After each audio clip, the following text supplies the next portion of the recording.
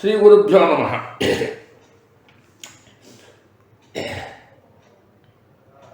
ஜீவிதத்தில் நம்முடைய வாழ்க்கை முறையை சொல்கிற போது தர்மார்த்த காம மோட்சம் அதை லட்சியமாக வச்சுட்டு தான் நம்முடைய வாழ்க்கை இருக்கணும் அப்படின்னு ஒருத்தர் பாக்கி இல்லாத எல்லாரும் சொல்கிறான். அது சொல்லறோடு என்ன சொல்றா? தர்மம், அர்த்தம், காமம், மோட்சம். ஒரு இடத்துல கூட இந்த நாளை விடுறதில்லை. நம்ம தர்மார்த்த காம மோட்ச சதுர்வித பல புருஷார்த்த சித்தியர்த்தம். புருஷார்த்தம்னு ஒரு பேர் இருக்கு. புருஷேன அர்த்ததே, இவன் அதை விரும்புறான். புருஷேனா புரிசேதே, ஒரு ஆத்மாவோட இருக்கக்கூடிய ஒரு சரீரம் தான் புருஷன். அதை விரும்புகிறார். இதை நமக்கு பழைய காலத்திலேருந்தே ரிஷீஸ்வரர் அத்தனை பேரும் ஜீவித பந்தா இருக்க நமக்கு காமிச்சு கொடுத்துருக்கான். முதல்ல தர்மத்தை அடித்தளமாக போட்டு விடுறான். தர்மத்தை அடித்தளமாக போட்டு விடுறான். அந்த அடித்தளமாக போடணும்ங்கிறதுக்காகவே நிரந்தரமாக இருக்கணும்னு தர்மத்துக்கு ஆதாரமான வேதத்தை கொடுத்து விடுறான். ஆமாம், முதல்ல அவனுக்கு என்ன லாபம்? அர்த்தத்திலையும் போகிறான், காமத்திலையும் போகிறான். அங்கே வெறிஜலிக்காமல் அடிப்படை தர்மம் இருக்கிறதுனால அந்த தர்மம் அவன் மோட்சம் வரைக்கும் போகிறதுக்கு இடம் கொடுக்கும்.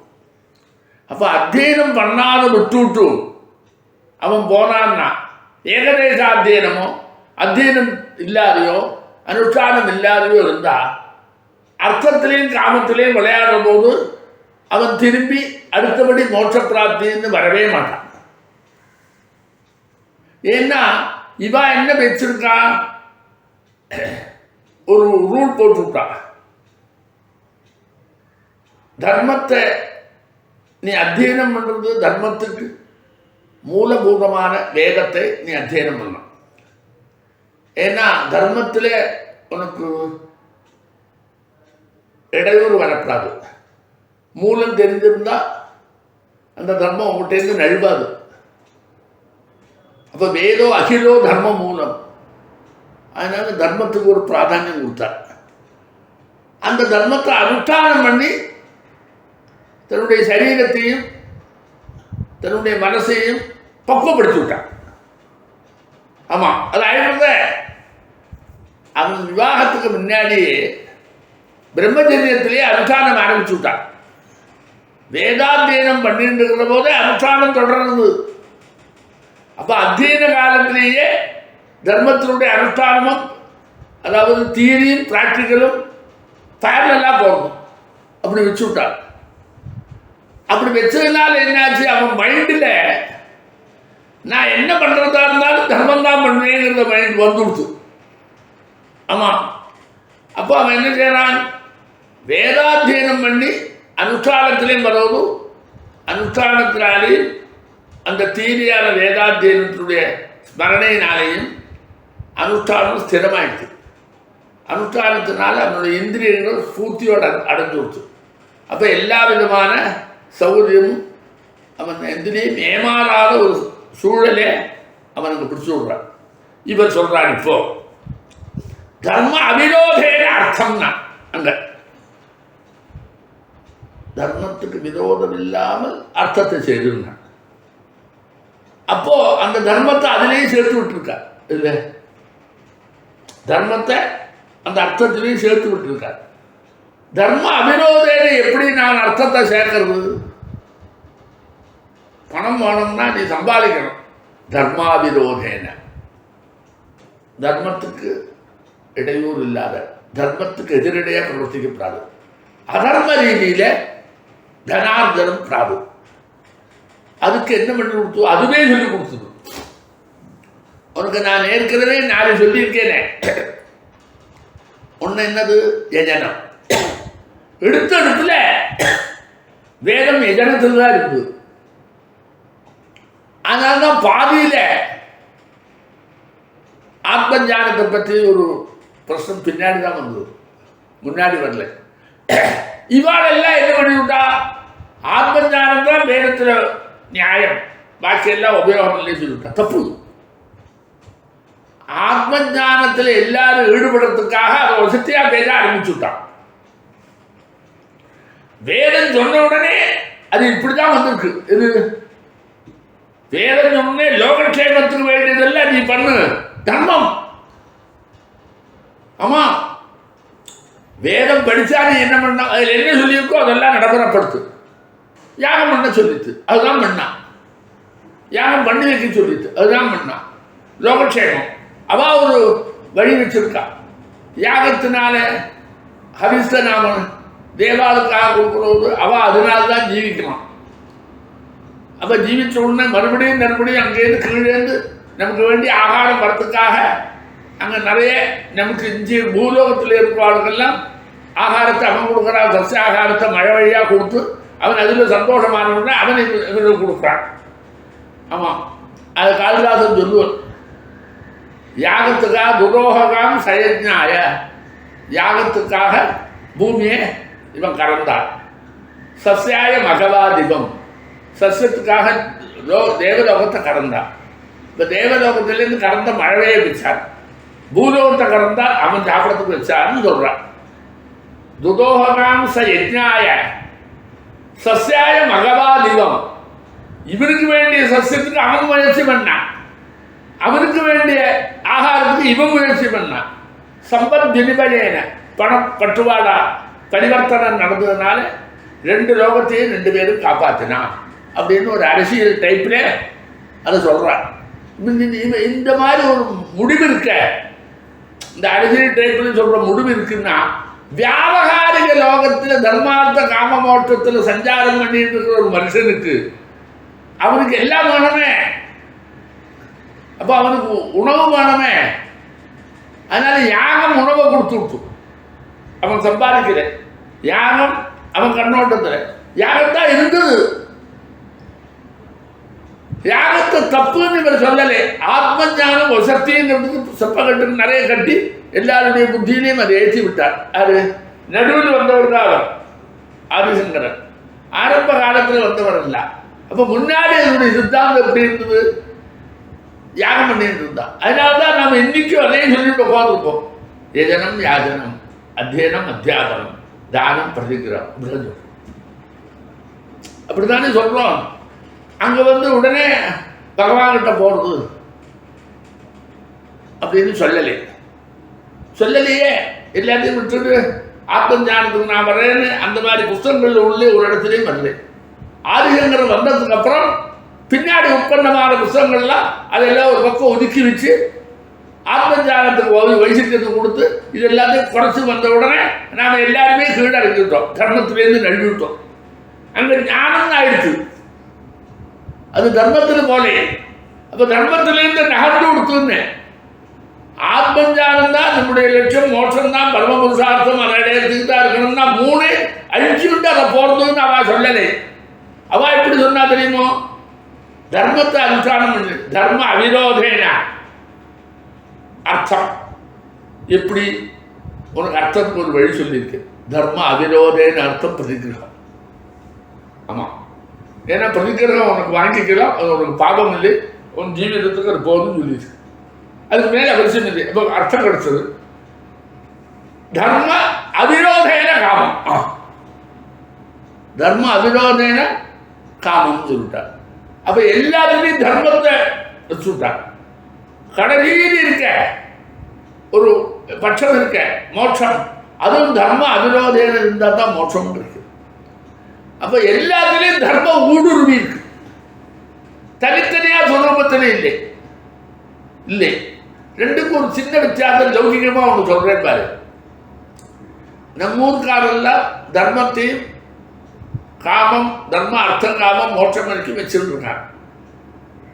இந்த ஊரு பாரத வெதிரித்த தேசங்கள்ல அர்த்த காமம் ரெண்டு தான் இருக்கு. அவளுடைய ஜீவிதம், அவளுடைய போக்கு, அவளுடைய விஷயம், அவளுடைய எண்டு, இதெல்லாம் ரெண்டோட திருந்தது. அர்த்தத்தை எப்படி சம்பாதிக்கிறது, ஆசையை எப்படி நிறைவேற்றிக்கிறது, அப்படிதான் பாக்கி எல்லாருக்கும். ஆமாம், அதுக்கு மேலே மோட்சம்னு நான் நினைக்கிறேன். அதுக்கு மேலே ஒரு தர்மம்னு நாம சொல்கிற மாதிரி ஒன்று நினைக்கிறேன்.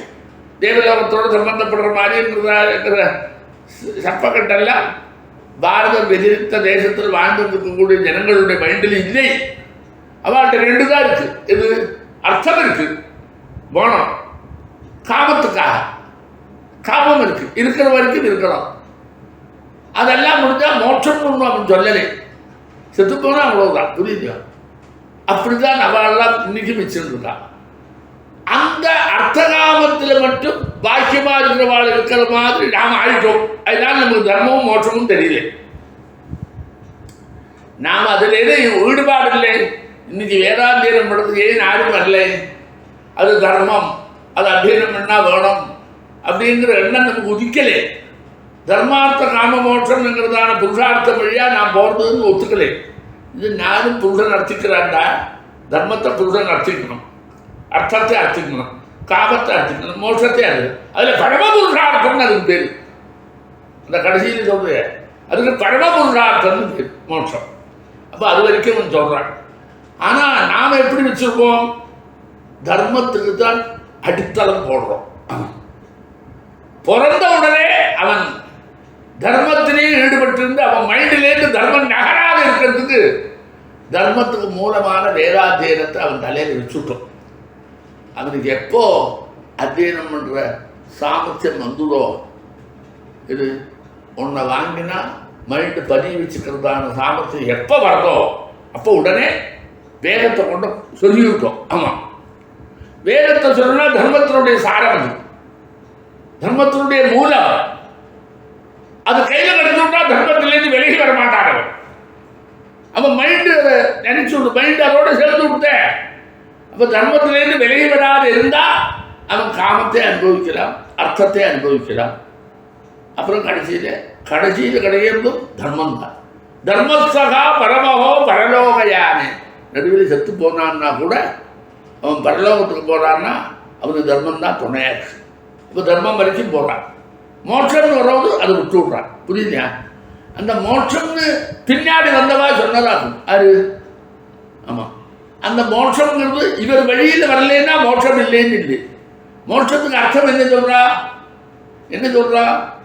அதாவது இந்த லோகத்தில் இருக்கிற எல்லா விதமான ஆசையும் திறந்து விட்டான்னா, ஒன்றுமே இல்லாத பற்று இல்லாத ஆயிடுச்சுன்னா, அந்த ஆத்மாவுக்கு எதுவும் தேவையில்லைன்னு ஆகிட்டா அவன் தானா எல்லாத்தையும் விட்டு போனான். இன்னொரு ஜென்மா இல்லை. இங்கே இருக்கக்கூடிய புண்ணியமோ பாபமோ இருந்தால் தானே அவன் இருப்பான். இவன் அனுஷ்டானம் நடந்த புண்ணியமும் இல்லை பாபமும் இல்லை, ரெண்டே அழிச்சுட்டான். எப்படி? பேசாத இருந்து. அப்போ புண்ணியம் சம்பாதிக்கிறதுன்னு அதிகப்படியான சேமிக்கிற மாதிரி ஒன்றே செய்யலை, பாபத்தை சேர்த்துக்கவும் இல்லை. அப்போ ரெண்டும் இல்லைன்னா என்ன ஆகும்? அவனுக்கு மோட்சம் கிடைக்குமே. அடுத்த ஜென்மா இல்லைன்னு, ஜென்மா இல்லைங்கிறது கிடைக்கணும், அதுதான் நமக்கு பெரிய தத்துவம் அப்படிங்கிறது இவர்கிட்டேருந்து தான் வந்தது. யார்கிட்டேருந்து? ஆதிசங்கர்.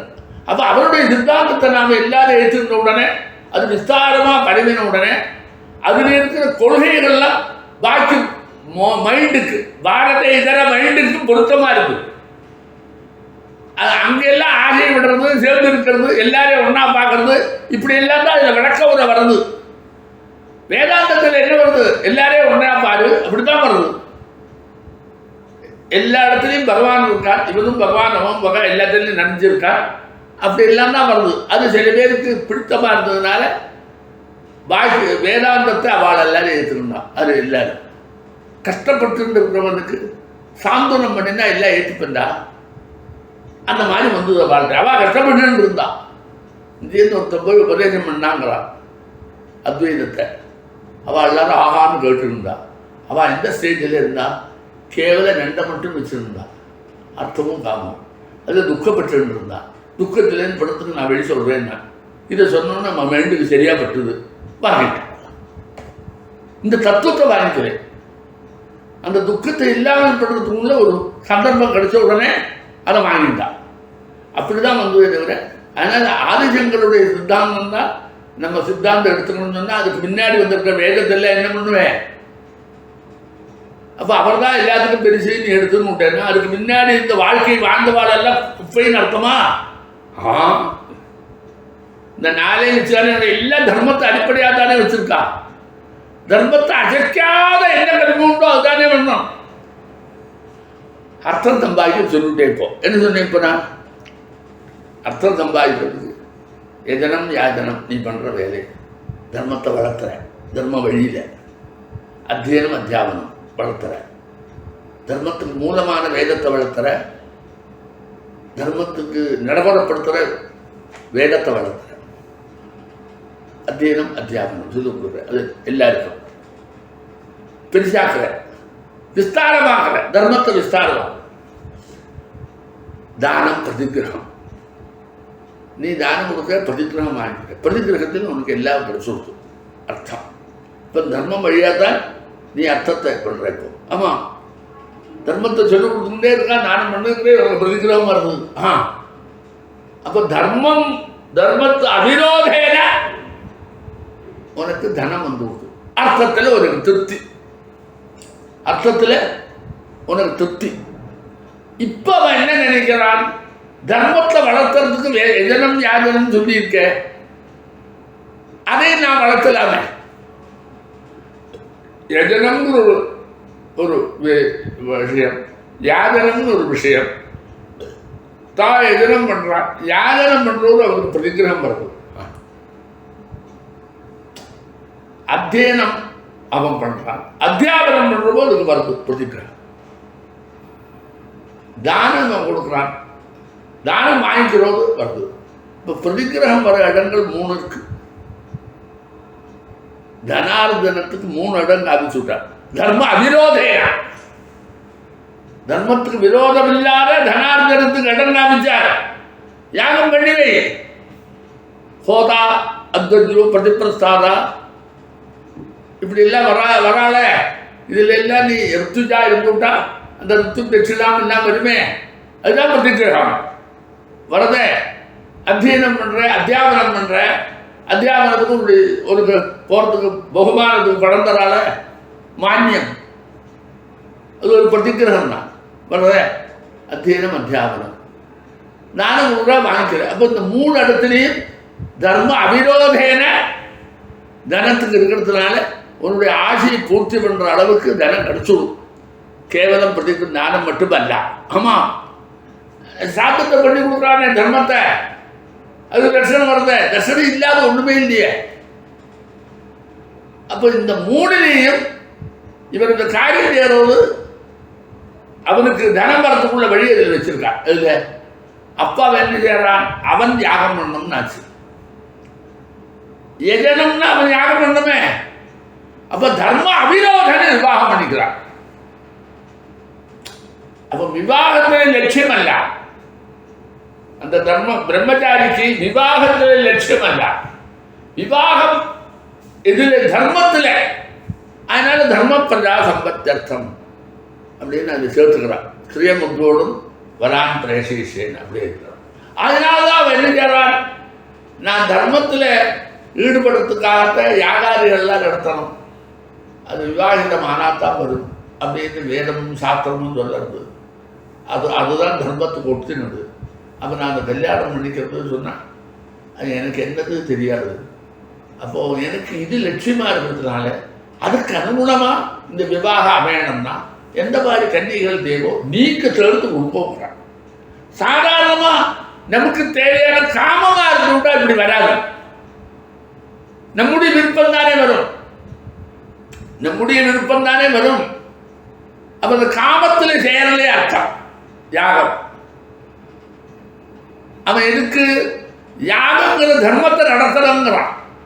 தர்மம் நடத்தினா யாகத்தை பண்ணி வச்சா தர்மம் வந்து விடுறது, தர்ம அவிரோதேன. அப்போ இப்ப விவாகம் என்னாச்சு, தர்மமாச்சு. விவாகம் தர்மமாச்சு, விவாகம் ஆயிடுச்சு. அவன் தர்மமா இருக்கிறதுனால என்ன பண்றான், அடுத்த தர்மத்தை கண்டினியூ பண்றதுக்காக அவனுடைய காமத்தை தர்ம அவிரோதேன பண்றான். எப்போ எந்த சமயம் ஆரோட எப்படி எவர்கிட்ட போகலாம், அவளுடைய தரம் என்ன, என் தரம் என்ன, எப்போ சந்திக்கல, எப்போ சந்திச்சா வரும் அப்படிங்கிறதெல்லாம் பார்த்துக்கிட்டு திடுதிப்புன்னு ஆசை வந்த போதே எல்லாத்தையும் நடத்துறதுங்கிற மாதிரி ஒரு மனோபாவம் அவன் குதிக்கலை. அதுக்கு நல்லனா பார்த்து அப்படியெல்லாம் ரிது சாந்தி நடத்துகிறான். அப்போ அந்த தர்மமாக்கம் எப்படி நடத்தணும்னு சொல்றது, சம்ஸ்கார கர்மாவில் இப்படி வேணும்னு சொல்றது தர்மம் அதுக்கு சப்போர்ட் பண்ணுறது. இப்போ தர்ம வழியில் தான் புத்திரனை பெற்றுக்கிறான். ஆமாம், இத்தியபி காமம். என்ன காமம்? யாகம் பண்ணணும். எதுக்காக? எனக்கு பணம் வரும். அப்போ அதை அப்படி பெற்றலாம். அதனால தான் மனுஸ்மிருதிக்காரர் என்ன சொன்னார், நீ தர்மத்துக்காக தானே கல்யாணம் பண்ணியிருக்க, அதுக்கு ஒரு குழந்தை பிறக்கணும்னு சொல்லிவிட்டேன், ஒன்று பிறந்து கொடுத்து, அதுக்கப்புறம் ரெண்டாவது ஒரு குழந்தை உனக்கு தர்மத்துக்கு பிறந்த குழந்தை இல்லாம. அவர் எப்படி பேச ஆரம்பிச்சு விட்டார், தர்மத்துக்காக தான் நீ கல்யாணம் பண்ண சங்கல்பம் பண்ண, நீயும் தர்ம அபிரோதேன காமத்தை அனுபவிக்கணும்னு தான் சொல்ற.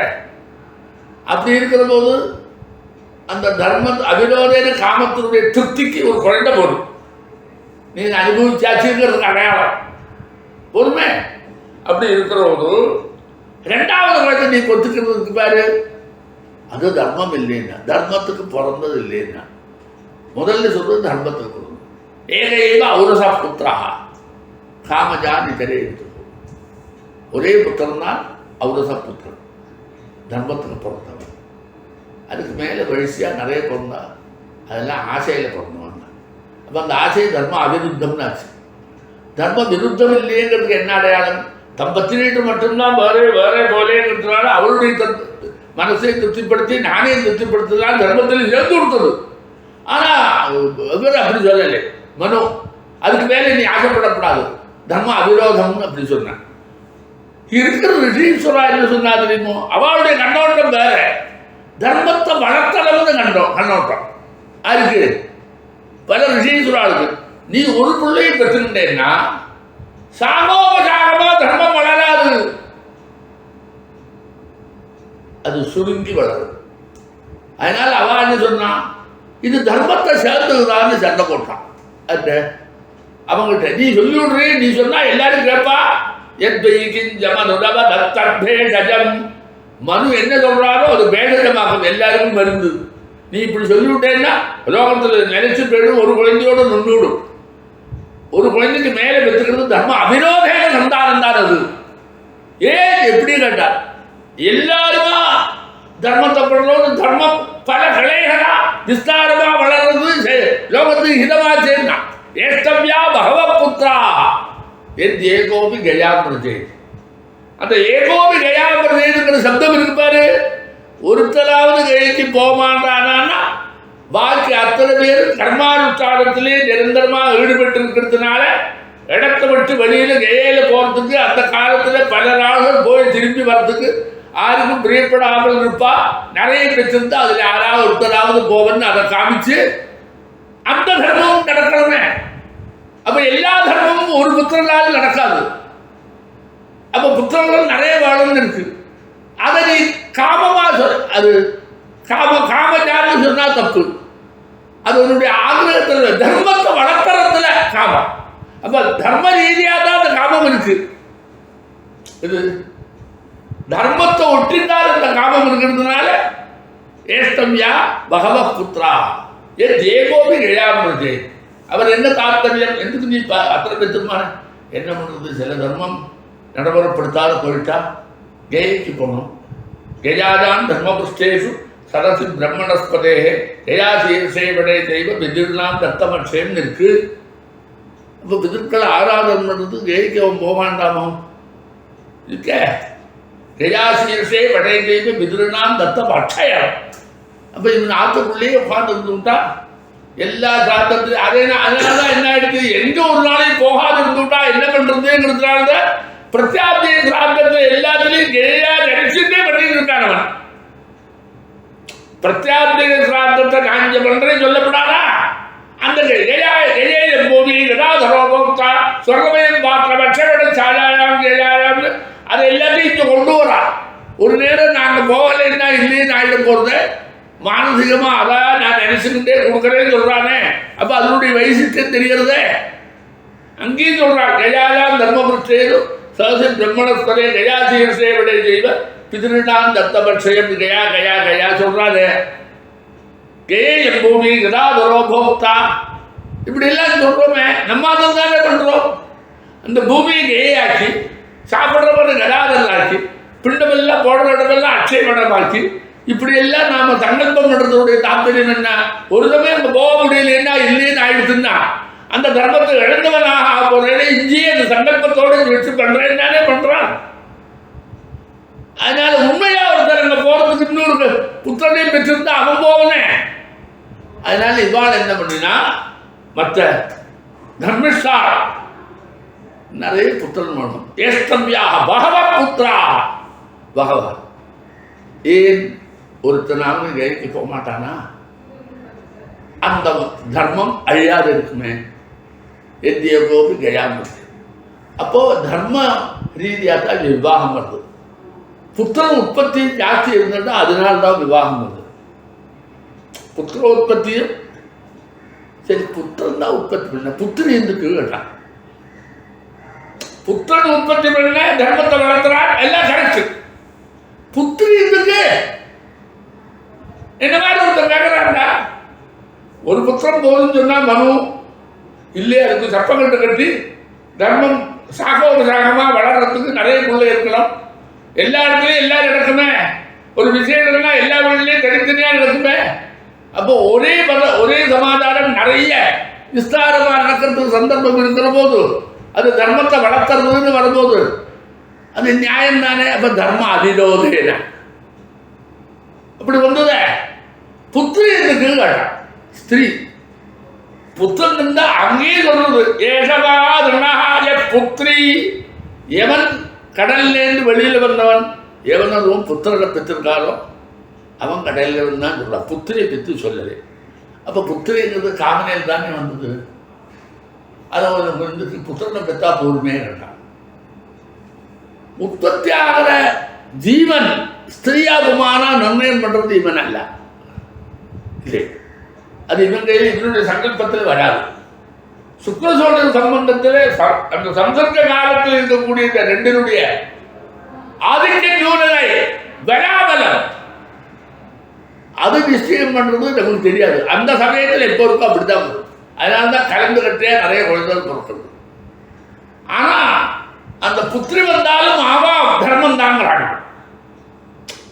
எனக்கு அவன் சொல்றான், அந்த கிரகஸ்தன் என்ன சொல்றான், புத்திரன் பெற்றிருந்தாலும் தர்மம் தான், புத்திரி வந்தாலும் தர்மம் தான் அப்படின்னு இவன் சொல்றான். அது தர்ம அவினோதையிலே இருக்குங்கிறான்.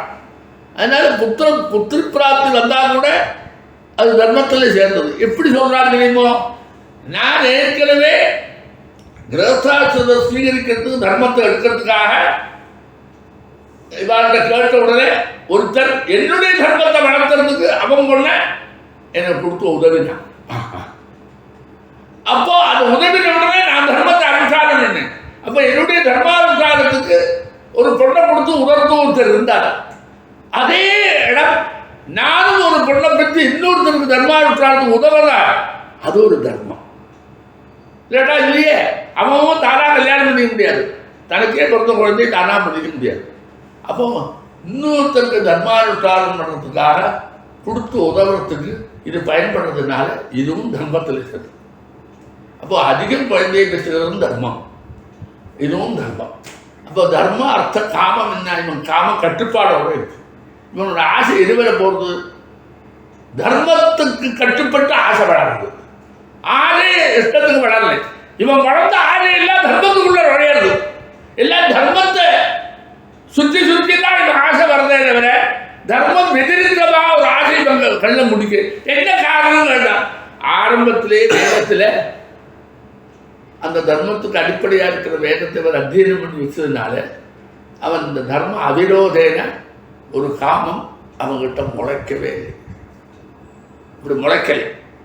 அவன் அந்த காலத்தில் ஆதிசங்கருடைய இது இருக்கிறதுக்கு முன்னாடி சன்னியாசம் யாரும் இருக்கலே சொன்னால் நம்ப முடியாது. ஆதிசங்கர சன்னியாசம் வாங்கிட்டதுக்கு முன்னாடி சன்னியாசாசிரமே இல்லைன்னா நம்ப முடியாது. ஆமாம், ஆதிசங்கர் இருக்கிறதுக்கு முன்னாடி என்னெல்லாமோ மரங்கள் நிறைய வந்திருக்கு, சின்ன பின்னமாக இருந்தெல்லாம் அவர் வர்ணிக்கிறார். அப்போ அன்னைக்கு இருந்தவாளும் மோட்சப்பிராப்தி போயிருக்கா. அன்னைக்கு மோட்சப்பிராப்தி யாரும் போகலே, அப்படி ஒரு வழியே தெரியாது. இவர் தான் ஆரம்பித்தார். இப்படி வந்தால் தான் மோட்சம் உண்டு. இவர் சொன்னாங்க நடுவில் தான் ஒரு தர்மம் வெளியில் வந்தது, அந்த தர்மத்தை வேதம் சொல்றதுன்னு சொன்னால் ஒத்துக்க முடியாது. வேதம் எல்லாத்தையும் சொல்றது. எதெல்லாம் வேதத்தில் இருக்கோ அதெல்லாம் தான் வெளியில் இருக்கு. வேதத்தில் எது இல்லையோ அது வெளியிலே இல்லை. அப்படிதான் அவா சித்தாந்தமே. ஏகாஸ்தி வேதத்தில் இருந்தால் தான் அந்நியத்ரா, என் நேகாஸ்தி வேதத்தில் இல்லைன்னா நதத் கொச்சித்து. அப்படி இருக்கிற போது வேதத்தில் இவர் வரத்துக்கு முன்னாடியே மோட்ச பிராப்திங்கிறதால ஒரு வழிக்கு இடமே இல்லாத இருந்து இவர் தான் முதல்ல கதவை திறந்து வச்சார் சொல்றது நம்ம மைண்ட் ஏற்றுக்கிறது இல்லை. ஏன் தெரியுமா? அதுக்கு முன்னாடி எத்தனை பேர் இருந்திருக்காள, ரிஷீஸ்வரெல்லாம் இருந்திருக்காள, அவெல்லாம் இருந்திருக்காள. வானப்பிரதத்தில் இருந்து எத்தனை ரிஷிகள் இருந்தா அவன் நித்தியமாவே அதை இருந்து கடைசியில் மோட்ச பிராப்தி அடைஞ்சிருக்காள. அவளுக்கு மோட்சம் வந்திருக்க. மோட்சத்துக்கு என்ன வேணும்? எல்லா மோட்சத்துக்குன்னு ஒரு வேஷம் போட்டிருந்தா மோட்சம் வேணும்னு இல்லை. அந்த முனிவரெல்லாம் மோட்சத்தை அடைந்தா. ஆமாம் இல்லையா? அப்போ அந்த சந்நியாச ஆசிரமங்கிறது நம்ம சொல்றதுன்னா இந்த குறிப்பிட்ட இப்போ நாம பார்த்துட்டு இருக்கக்கூடிய சந்நியாச வேஷத்தோடு இருக்கணும்னு இல்லை. இல்லை, புராண இதிகாசங்கள்ல பார்த்தா இந்த வேஷத்தோடு இருக்கிற சன்னியாசமே கண்ணுக்கு புலப்படாது. எல்லாம் அங்கே வேதாத்தியனம் பண்ணி இருக்கக்கூடிய ரிஷிகள் தான் அதை தென்படுறா. காட்டில் எல்லாம் ரிஷி தான். ஆமாம், அந்த ரிஷிகள் எல்லாம் இந்த மாதிரி காஷாயத்தை கட்சின்னு இருக்காங்க நம்ம சொல்றோமே தவிர நாம பார்த்தது இல்லை. அப்போ அவ கடைசியில் மோட்ச பிராப்தி என்ன கேட்கிறார். அப்ப அவர் சொல்றார், இந்த அவளுடைய தாற்பயம் என்ன? வனீபூத்வா கிருஷ்ணனாரு அது முடிஞ்சாச்சு வேலைன்னா எல்லாத்தையும் ஆசை விட்டு விடும். வனீபூத்வா வனத்திலே அப்புறம் மோட்சத்தை அடையிறான். அப்போ காட்டில் இருந்திருந்தாச்சுன்னா எல்லா விதமான கெட்டிக்காரத்தனமாக காட்டில் போனால் மற்றவாளுடைய சம்பர்க்கம் இல்லாததுனால அங்கே இந்த சம்பர்க்கம் என்ன வரும்? 2 விதமாக சம்பர்க்கம் வரும். காட்டில் அவன் போனால் வானப்பிரஸ்தம், அதனால வானப்பிரஸ்தம் பேர் வருது. அந்த வானப்பிரஸ்தத்தில் காட்டில் போயிட்டான்னா அவன் மிருகங்களோட தான் பழகும். மிருகங்கள் பேசாது, இதெல்லாம் பேசுவார். அப்போ இவனுடைய ஆசைகளில் பெரிசாக்கிறதுக்கு இடமே இல்லை. மானசமான பிரவருத்தி தான் மிருகங்களில். மான் வரும், ஆகாரத்தை கொடுப்பேன், அது போகும், அவ்வளோதான். அவன் இப்போ ஒன்றும் கிடையாது. இப்போ மிருகத்தோட பழகும். கொஞ்ச நாள் போனோம்னா மிருகமும் இல்லாத வரும் மரங்கள் இருக்கிற இடத்துக்கு போயிடுவேன். அவனுக்கு பிரியமில்லாததுனால எல்லாத்தையும் விட்டுட்டு போனோம்னு வந்துவிடும் அவனுக்கு. ஏன்னா அவன் அப்படியாக வந்திருக்கா. ஆரம்பத்தில் ஆழமா தர்ம மூலமான வேகம் அவங்கள்ட்ட அப்படியே இருக்கு. அது இவனுக்கு சொல்லும். அதை எல்லாரும் கர்மாவெல்லாம் முடிஞ்சு விட்டேன். அப்போ அவன் என்ன செய்யணும்? வெறும் மனம்தான் இருக்கும். இப்போ செடி கொடிகளுக்கு தான் அவங்ககிட்ட பிரியர், அதுக்கு ஜலம் விடுவன். அது அப்போ இப்படியே இருந்திருந்து ஒரு நாளைக்கு தானே தன்னுடைய சரீரத்தை யோகே நாமதே தடுத்தியலாம், சரீரத்தை தியாகம் பண்ணால் மோட்சம் தான். ஏன்னா இவங்கிட்ட ஒன்றும் பாக்கி இல்லை. அவா சொல்கிற விவகாரப்படி புண்ணியமும் இல்லை பாபமும் இல்லை, அப்பதான் நீ வருவேங்கிறதெல்லாம் நம்ம புரிய வைக்கிறதுக்காக அது 2ஐயும் இவர் அழிச்சு விடுறான். புரியலையா? தன்னுடைய புண்ணியத்தையும் பாபத்தையும் 2ஐயும் இவரே அழிச்சு விடுறான்னு. அதனால் அவங்க மோட்சம் கிடைக்கிறது. அந்த ரிஷிகள்லாம் மோட்சத்தை அடைஞ்சவா சொல்கிறவா நிறைய உண்டு. அதனால் இவர் மந்தத்துக்கு அப்புறம் தான் இதெல்லாம் சொல்லணும். அவர் வழியிலே இருக்கிற சொன்னால் தான் அது கரெக்டாக இருக்கும். அதுக்கு முன்னாடி இருக்கிற காலங்களில் இருந்ததெல்லாம் நாம் விவகாரத்துக்கு சொல்லிக்கப்படாதுன்னு வைக்கப்படாது. அப்போ மோட்ச பிராப்தி வந்தது. இப்போ இந்த வழியைத்தான் இவாள் சொல்லிக் கொடுத்துருக்கா. அதுக்கு இந்த பிராமணாளுக்கு அந்த பிராமணாளுக்கு சொல்லிக் கொடுத்து என்னாச்சு? அன்னைக்கு வேதாந்தம் இருந்தது ஞானி ஆயிடுறாண்டா. ஞானமே இந்த வேதம் தான், அதுக்கு மேலே இல்லை. இவரே என்ன சொல்றார்? வேதத்திலேருந்தா நானே இந்த தத்துவத்தை எடுத்திருக்கேன்றார்.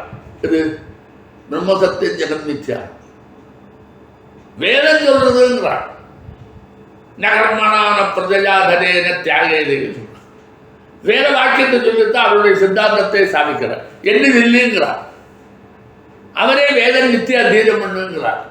அது சொல்றார் கர்மாவை அனுஷ்டானம் பண்ணுங்கிறார். அதனால் நமக்கு எல்லாம் எப்படி வச்சிருக்கு? தர்மத்தை வளர்க்கறது தான் பிராமணனுக்கு வேலை.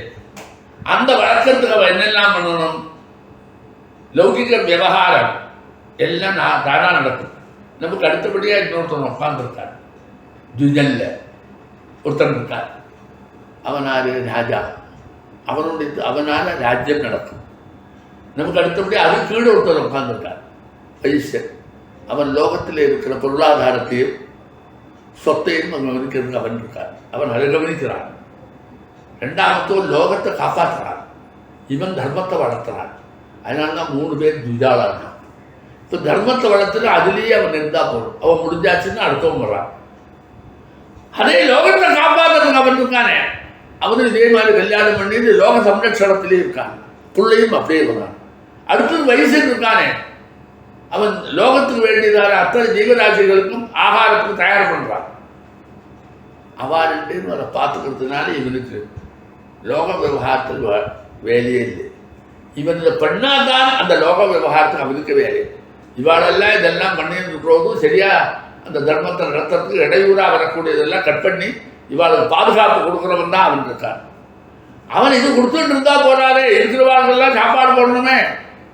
அதனால அந்த போர்ஷனை பூரா பொருளாதார சம்பந்தமான போர்ஷனை கொடுத்து அடுத்தவன் 3 பேரும் வேதாத்தியனம் பண்ணா தான் முடியும். எல்லாருக்கும் தர்மம் இருக்கணும். எல்லாரும் தர்மார்த்த காம வருஷத்துல போறான். அத்தியனம் இல்லாதவன் இல்லை. அவன் யாகம் பண்ணுவன். 2 பேரும் யாகம் பண்ணி வைக்க மாட்டான். அவன் அத்தியனம் பண்ணுவன், அத்தியாபனம் பண்ணி வைக்க மாட்டான். அவன் தானம் கொடுப்பன், பிரதிகிரகம் வாங்கிக்க மாட்டான். அப்படி ஒரு வித்தியாசம் இருக்கே தவிர எல்லாருக்கும் உண்டு. அப்ப இந்த 3 குரூப்புமா சேர்ந்து என்ன செய்யறது? நிரந்தரமா லோகத்தினுடைய ஒவ்வொரு 4 யுகம் சொல்றல 4 யுகம் தடங்கள் இல்லாமலேயே தர்மத்தை வளர்த்திருந்தே போறதுக்கு இந்த 3 பேர் 3 யுகத்தை பெருசாக கொடுத்தாங்க. 4வது யுகம் வந்தோன்னு 3 பேருக்கு வேலை இல்லை. சின்ன பின்னமாயிடுச்சு. பிராமணன் ஒருத்த விட்டு விட்டான். சத்திரியன் சத்திரோடத்த விட்டு விட்டான். வயசனோடத்த விட்டு விட்டான். பிராமணன் சத்திரிய தர்மத்தை எடுத்துருந்தான். சத்திரியன் வைச தர்மத்தை எடுத்துருந்தான். வைசன் இன்னொரு தூத தர்மத்தை. இப்போ இவாள்லாம் சின்ன பின்னம் ஆகிட்டான். ஆன உடனே அதெல்லாம் நீ சொல்லிட்டு இருப்போமே தவிர நடைமுறையை கொண்டு வர மாற முடியுது. அதனால தத்தளிக்கிறோம். அதனால் நாம் என்ன செய்யணும்? பிராமணனுக்கு என்ன சொல்லியிருக்கோம் அதை நாம் இந்த காலத்திலே நடவடிக்கை ஆரம்பித்தா தர்மத்துக்கு அவிரோதேன அர்த்தத்தையும் காமத்தையும் நம்ம செயல்படுத்துறதுன்னு வந்தால் நமக்கு ஒரு விதமான கஷ்டமும் இருக்காது. அது 2 தான் நம்ம கஷ்டப்படுறது. கஷ்டமில்லாத நாம் நடக்கக்கூடியதான அந்த பந்தா இருக்க வழி, அந்த பந்தா வழியாக பண்ணணும். அபந்தானந்து கச்சந்தம் சோதரோபி விமுஞ்சதி. பந்தாவை விட்டு போனேன்னா, வழியை விட்டு சரிக்கு திரும்பி போயிட்டேன்னா ஒன்னே எல்லாம் விட்டுவிடும். அந்த தர்மம் ஒன்னே விட்டுவிடும். அதனால தர்ம வழியில் போகாமல் மாற்று வழியில் போனால் அந்த தர்மம் ஒன்னே இல்லாமல் கட்டுவிடும். அதனால தான் நீ கட்டு போகிற. எந்த தர்மம் நீ காப்பாற்ற வேண்டிய தர்மமோ அதை விட்டு விலகி இன்னொரு வழியில் அதர்ம வழியில் போனால் அந்த தர்மம் ஒன்று காப்பாற்றுறது இழந்துடும். அதனால நீ கஷ்டப்படுற. அப்போ நீ இந்த தர்மத்தையே நம்பிட்டு இருந்தால் அது ஒன்றை காப்பாற்று.